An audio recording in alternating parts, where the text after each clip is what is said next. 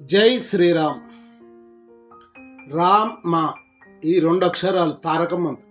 రామ అంటే ఓం నమో నారాయణాయ అనే అష్టాక్షరి మంత్రంలోంచి రా అనే పదం, ఓం నమో నారాయణాయ అనే అష్టాక్షరి మంత్రం, ఓం నమ శివాయ పంచాక్షరి మంత్రం.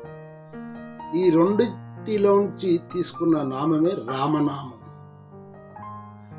రామచంద్రాయ జనక రాజజా మనోహరాయ మామకాభీష్టదాయ మహిత మంగళం.